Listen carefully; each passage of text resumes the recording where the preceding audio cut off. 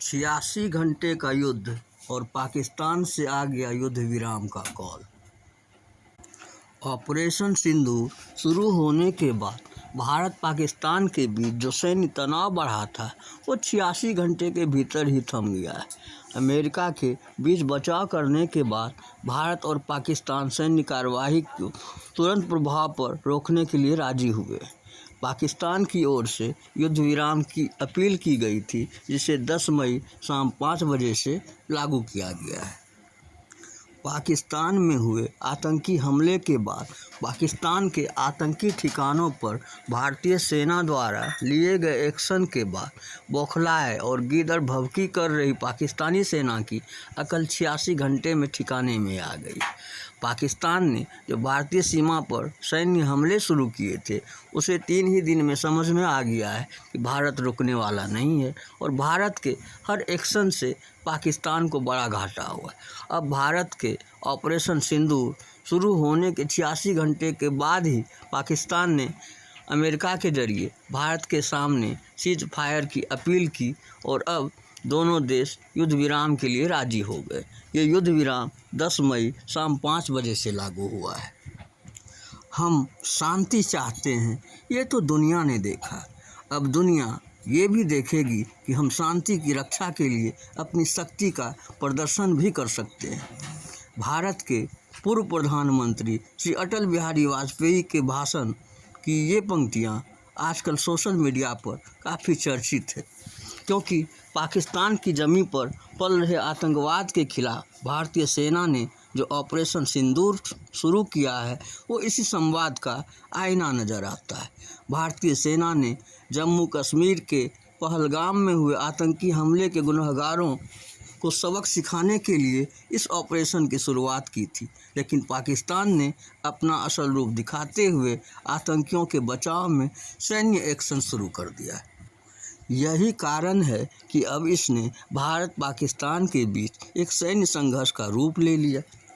इसके साथ ही आज यानी 10 मई को ऑपरेशन सिंदूर को जब 86 घंटे हुए तब पाकिस्तान की अपील पर और अमेरिका के बीच बचाव करने पर दोनों देशों में युद्ध विराम हो गया। पिछले 86 घंटे में क्या क्या हुआ और किस तरह पाकिस्तान घुटनों पर आ गया, यहाँ हर दिन और हर पल की विस्तृत जानकारी हम आपको देंगे।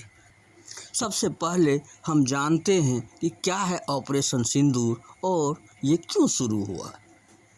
ऑपरेशन सिंदूर यूँ तो 6 और 7 मई की दरमियानी रात को शुरू हुआ था, जो अभी तक जारी है, लेकिन इसकी नींव पिछले महीने 22 अप्रैल 2025 को रखी गई थी, जब पाकिस्तान से आए आतंकियों ने जम्मू कश्मीर के पहलगाम में आम नागरिकों, जिसमें अधिकतर टूरिस्ट थे, को निशाना बनाया। इस आतंकी हमले में कुल 26 लोगों की मौत हुई थी, जो भारत के अलग अलग राज्यों से आए थे।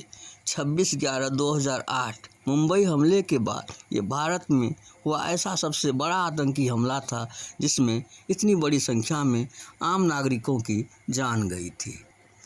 पाकिस्तानी आतंकी संगठन जैश-ए-मोहम्मद की ही एक इकाई द रेजिडेंट फ्रंट ने इस आतंकी हमले की जिम्मेदारी ली थी।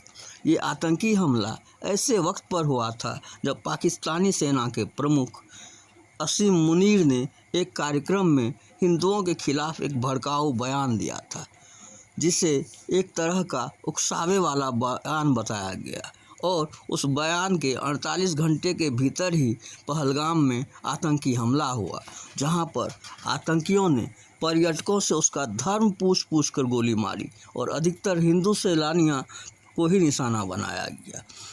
2016 का उरी हमला हो या फिर 2019 का पुलवामा हमला, भारत में पहलगाम हमले के बाद पिछली बार की तरह ही आतंकियों और पाकिस्तान के खिलाफ एक्शन लेने का दबाव था और इस बार गुस्सा भी था, क्योंकि सर्जिकल स्ट्राइक और एयर स्ट्राइक जैसे एक्शन के बाद भी पाकिस्तान और पाकिस्तान में बैठे आतंकी बाज नहीं आए और लगातार हिंदुस्तान की सरजमीं पर आतंक फैलाने का काम कर रहे थे। 22 अप्रैल को हुए इस आतंकी हमले के बाद भारत सरकार ने अलग अलग मोर्चों पर पाकिस्तान को घेरना शुरू किया। जिसमें कूटनीतिक तौर पर दुनिया भर में पाकिस्तान की सच्चाई बताई गई। इसके अलावे भारत ने ऐतिहासिक सिंधु जल समझौते को स्थगित किया, द्विपक्षीय संबंध और व्यापार को रोका और भी कई तरह के एक्शन लिए गए। इसके बाद आतंकी हमले के करीब 15 दिन के बाद यानी 6 मई को भारत ने सैन्य एक्शन लिया और फिर शुरुआत हुई ऑपरेशन सिंदूर की। चूँकि पहलगाम के आतंकी हमले में कई नवविवाहित महिलाओं का सिंदूर मिटा था, ऐसे में भारत सरकार ने सांकेतिक तौर पर उनके सम्मान में इस ऑपरेशन का नाम ऑपरेशन सिंदूर रखा। अब यहाँ से समझने की कोशिश करते हैं ऑपरेशन सिंदूर की शुरुआत से लेकर अभी तक भारत सरकार, भारतीय सेना द्वारा इस मामले में क्या क्या जानकारी दी गई है। 6 मई 2025 को रात के 1:05 से एक्शन शुरू की गई। रात के 1:28 AM बजे भारतीय सेना के ट्विटर अकाउंट से एक पोस्ट किया गया जिसका कैप्शन था, प्रहाराय सन्निहिता जयाय प्रशिक्षिता, that means ready to strike train to win. इसके कुछ देर बाद ही 1:51 AM पर एक और ट्वीट किया गया जहां बताया गया पहलगाम आतंकी हमले में न्याय कर दिया गया है और साथ ही ऑपरेशन सिंदूर की आधिकारिक जानकारी दी गई। ट्विटर से ही रक्षा मंत्रालय की तरफ से एक बयान जारी किया गया जिसमें लिखा था कि अब से कुछ देर पहले भारतीय सशस्त्र बलों ने ऑपरेशन सिंदूर लॉन्च किया था, जिसका लक्ष्य पाकिस्तान और पाकिस्तान अधिकृत जम्मू कश्मीर में मौजूद आतंकी ठिकानों को नष्ट करना था, जहां से भारत में होने वाली आतंकी हमलों की प्लानिंग की गई थी। भारतीय सेना ने अपनी इस स्ट्राइक में कुल 9 ठिकानों को निशाना बनाया। हमारा निशाना बिल्कुल सधा हुआ गैर उकसावी था, क्योंकि किसी भी आम नागरिक पाकिस्तानी सेना के ठिकानों को निशाना नहीं बनाया गया, बल्कि सिर्फ आतंकी ठिकानों के खिलाफ एक्शन लिया गया है।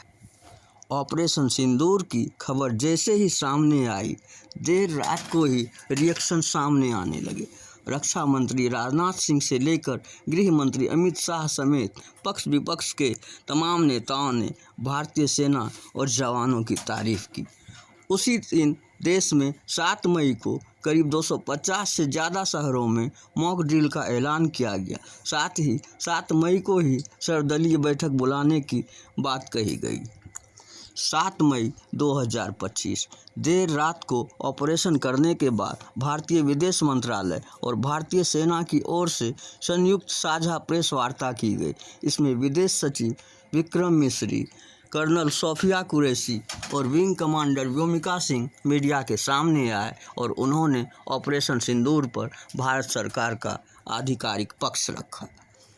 कर्नल सोफिया कुरैशी द्वारा विस्तृत जानकारी दी गई कि सेना ने 6 से 7 मई की देर रात को 1:05 से लेकर 1:30 तक ऑपरेशन सिंदूर को अंजाम दिया। इसमें पाकिस्तान और पाकिस्तान अधिकृत कश्मीर के कुल 9 आतंकी ठिकानों को निशाना बनाया गया था। भारतीय सेना ने इस स्ट्राइक में जिन 9 अड्डों को निशाना बनाया, उनमें Sawai Nala camp Muzaffarabad, Syedna Bilal camp Muzaffarabad, Gulpur camp Kotli, Barnala camp Bhimber, Abbas camp Kotli, Sarjal camp Sialkot, Mehmoona Joya camp Sialkot, Markaz Taiba Muridke, Markaz Subhan Allah Bahawalpur आदि शामिल थे। जिन आतंकी अड्डों को निशाना बनाया गया वो जैश-ए-मोहम्मद, लश्कर-ए-तैयबा समेत अन्य बड़े आतंकी संगठनों के अड्डे थे, जिनका भारत में हुए किसी न किसी आतंकी हमले से संबंध रहा था। खास बात ये रही कि इस बार भारत ने न सिर्फ पाकिस्तान अधिकृत कश्मीर बल्कि मेनलैंड पाकिस्तान पंजाब में घुसकर वार किया था। साथ ही मुरीद के आतंकी हाफिज सईद और बहावलपुर आतंकी मसूद अजहर का गढ़ माना जाता है। ऐसे में ये कोई छोटे मोटे अटैक नहीं थे। बुधवार शाम को ही देश में 4 बजे के बाद से अलग अलग जगह मॉक ड्रिल की गई। इस दौरान मुख्य फोकस बॉर्डर से सटे इलाकों में रखा गया। जगह जगह सायरन बजाए गए ताकि लोगों को मालूम चल सके कि अगर कोई संकट की घड़ी आए तो किस तरह रिस्पॉन्स करना है। 8 मई 2025 भारत की पिछली प्रेस कॉन्फ्रेंस के बाद पाकिस्तान में अलग अलग दावे किए जा रहे थे, जिसमें पाकिस्तानी मीडिया का दावा था कि उन्होंने भारतीय सेना के 5 राफेल विमानों को गिरा दिया। हालांकि पाकिस्तान का हर दावा झूठा था, जिसे बाद में भारतीय सेना ने साबित भी किया था। ऑपरेशन सिंदूर पर अपनी दूसरी प्रेस कॉन्फ्रेंस में विदेश मंत्रालय और भारतीय सेना ने कुछ अहम खुलासे किए। कर्नल सोफिया कुरैशी ने जानकारी दी कि 7-8 मई 2025 की रात को पाकिस्तान ने उत्तरी और पश्चिमी भारत में स्थित कई सैन्य ठिकानों जैसे कि अवंतीपुरा, श्रीनगर, जम्मू, पठानकोट, अमृतसर, कपूरथला, जालंधर, लुधियाना, आदमपुर, भटिंडा, चंडीगढ़, नाल, फलोदी, उत्तरालाई और भूज पर ड्रोन और मिसाइलों से हमला करने का प्रयास किया। इन हमलों को इंटीग्रेटेड काउंटर, यूएस ग्रिड और वायु रक्षा प्रणालियों द्वारा निष्क्रिय कर दिया गया। इन हमलों का मलबा कई स्थानों से बरामद हुआ, जो कि पाकिस्तानी हमलों का प्रमाण है। भारत सरकार के बयान से ये साफ हुआ कि ऑपरेशन सिंदूर के बाद पाकिस्तानी सेना ने भारत को उकसाने के लिए इस तरह के ड्रोन हमले किए। भारत की ओर से S-400 आकाश समेत अन्य डिफेंस सिस्टम को चालू किया गया और पाकिस्तान द्वारा भेजे जा रहे ड्रोन और मिसाइलों के हमलों को रोका गया। 9 मई 2025 भारत ने जिस ऑपरेशन को आतंकी ठिकानों के खिलाफ शुरू किया था, पाकिस्तान ने उसे सैन्य टकराव बनाने की कोशिश की। यही कारण रहा कि LOC पर लगातार सेलिंग, बॉर्डर इलाकों पर लगातार आम नागरिकों को निशाना बनाने में लगा रहा। बीती रात की तरह 8-9 मई की रात भी पाकिस्तान की ओर से भारत के बॉर्डर इलाकों पर लगातार हमले किए गए और इस बार ड्रोन के साथ साथ मिसाइल दागने की कोशिश भी की गई। सेना द्वारा दी गई जानकारी के मुताबिक 8 से 9 मई 2025 की मध्यरात्रि को पाकिस्तानी सेना ने सैन्य बुनियादी ढांचे को निशाना बनाने के इरादे से पूरी पश्चिमी सेना पर भारतीय वायु क्षेत्र का कई बार उल्लंघन किया।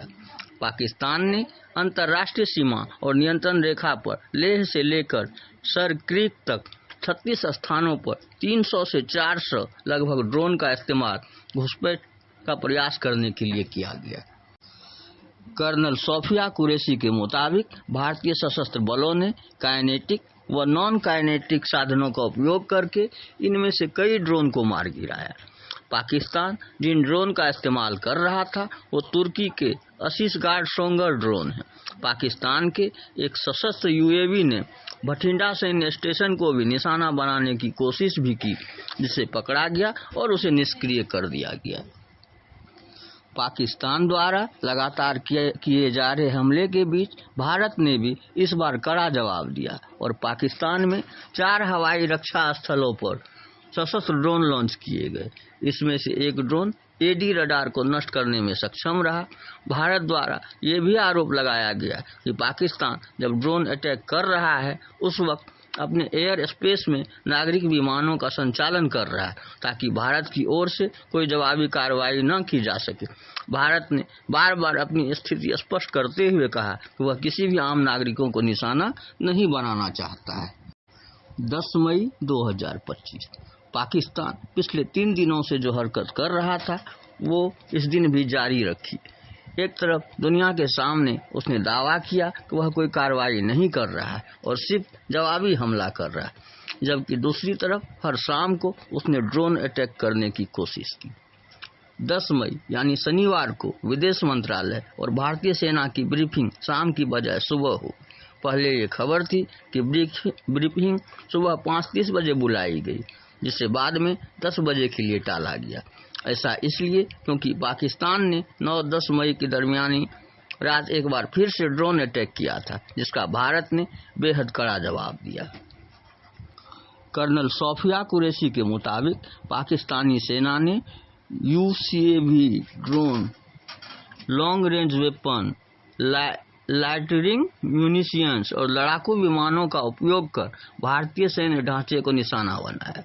नियंत्रण रेखा पर भी ड्रोन घुसपैठ और भारी कैलिबर हथियारों से गोलाबारी की। साथ ही अंतर्राष्ट्रीय सीमा और LOC पर श्रीनगर से नलिया तक 26 से अधिक स्थानों पर हवाई घुसपैठ के प्रयास किए गए। पाकिस्तान ने सिर्फ इस बार ड्रोन नहीं बल्कि मिसाइल दागने की कोशिश की। सेना के मुताबिक हाई स्पीड मिसाइल सुबह 1:40 पर इस्तेमाल करके पंजाब के एयरबेस स्टेशन को दागने की कोशिश की।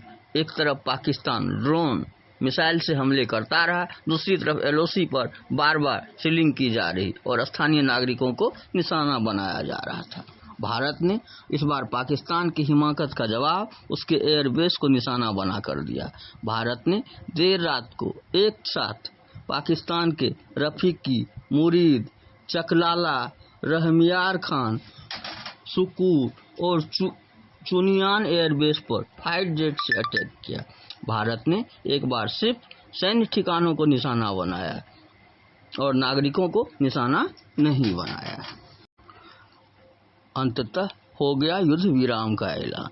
भारत के विदेश सचिव विक्रम मिस्री ने शाम 6 बजे ऐलान किया कि भारत और पाकिस्तान सीज फायर को राजी हो गए।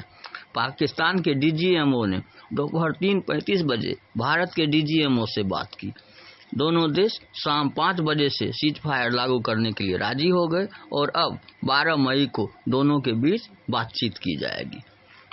इस बयान के आने से पहले पाकिस्तान के उप प्रधानमंत्री इसाक डार ने भी पाकिस्तान की ओर से सीज फायर करने की बात का ऐलान किया। वहीं अमेरिका के राष्ट्रपति डोनाल्ड ट्रंप, विदेश मंत्री मार्क रूबियो ने ट्विटर पर ऐलान किया कि लंबी बातचीत के बाद भारत और पाकिस्तान सीज फायर के लिए राजी हो गए। दोनों देश किसी तटस्थ स्थान पर बड़े मसलों पर बातचीत करने के लिए भी राजी हुए हैं। अमेरिकी विदेश मंत्री मार्क रूबियो का ट्विटर हैंडल साझा कर रहा हूं। साथ ही अन्य साक्ष्यों का भी प्रमाण प्रस्तुत कर रहा हूं ताकि आपको इस वीडियो की विश्वसनीयता पर कोई शक और संदेह न हो। इस वीडियो को बनाने में हमने जो आधार लिया है, जो सोर्स लिया है, वो आज तक के पोस्ट से लिया है। उसका लिंक भी मैं डिस्क्रिप्शन में डाल रहा हूँ। भारत पाकिस्तान तनाव पर दुनिया का क्या रुख रहा, यह भी जानना जरूरी है। एक तरफ भारत और पाकिस्तान के बीच सीमाओं पर तनाव चल रहा है, दूसरी तरफ एक लड़ाई कूटनीतिक तौर पर भी चल रही है और सैन्य लड़ाई की तरह ही कूटनीतिक लड़ाई में भी भारत का ही पलड़ा भारी है। भारत के ऑपरेशन सिंदूर के बाद से ही दुनिया भर के कई बड़े नेताओं, अहम देशों ने भारत के आतंकवाद के खिलाफ की गई कार्रवाई का समर्थन किया और आतंक की लड़ाई में साथ निभाने की बात कही। भारत के विदेश मंत्री एस जयशंकर ने भारत के एक्शन के बाद से ही संयुक्त राष्ट्र, यूरोपीय यूनियन, अमेरिका, रूस, ब्रिटेन, ऑस्ट्रेलिया समेत तमाम बड़े देशों, बड़े समूह और संगठनों के अध्यक्ष, विदेश मंत्री, विदेश सचिव से बात की और भारत के पक्ष को सामने रखा। विदेश मंत्री ने हर जगह यही कहा कि भारत आतंकवाद के खिलाफ एक्शन ले रहा है। अगर पाकिस्तान कोई सैन्य कार्रवाई करता है तो उसका जवाब दिया जाएगा। अमेरिकी राष्ट्रपति डोनाल्ड ट्रंप ने पहले से बयान दिया था कि भारत पाकिस्तान के बीच संघर्ष होना शर्मनाक है और खुद को इस लड़ाई से बाहर रखने की बात कही थी। लेकिन जब सैन्य संघर्ष बढ़ा तब अमेरिकी सरकार का प्रशासन लगातार दोनों पक्षों से बात कर रहा है। अमेरिकी विदेश मंत्री ने पाकिस्तान और भारत के विदेश मंत्रियों से बात की है और हालात को सामान्य करने की अपील की है। हालांकि भारत ने यहां भी अपनी स्थिति साफ कर दी। इसके अलावा सऊदी अरब के विदेश मंत्री द्वारा दोनों देशों से संपर्क साधा गया और सैन्य संघर्ष को खत्म करने की अपील की गई। हालांकि बाद में अमेरिका ने ही बीच बचाव करके दोनों देशों के बीच सीज फायर भी करवाया। अगर वैश्विक रुख को देखेंगे तो पाकिस्तान पूरी तरह से अलग थलग पड़ा है। सिर्फ तुर्की और अजरबैजान को छोड़ दें तो कोई भी ऐसा देश नहीं है जो पाकिस्तान के साथ खड़ा दिखाई दिया हो। पाकिस्तान को अमेरिका और चीन से उम्मीद थी, लेकिन अमेरिका ने पूरी तरह पल्ला झाड़ा तो चीन को भी दुनिया के दबाव में आकर आतंकवाद के खिलाफ लड़ाई में भारत के एक्शन का समर्थन करना पड़ा। हालांकि इस सब के बीच पाकिस्तान को IMF से अतिरिक्त लोन जरूर मिल गया है। ऑपरेशन सिंदूर से संबंधित सारी बातों की पूर्ण जानकारी आप तक प्रस्तुत कर पाया हूं। आशा है आपको हमारा ये वीडियो ज़रूर अच्छा लगा होगा। अगर आप चैनल पर नए हैं तो सब्सक्राइब करें, वीडियो को लाइक करें, शेयर करें और अपना कमेंट ज़रूर दें ताकि हमारा भी मोटिवेशन होता रहे। नमस्कार।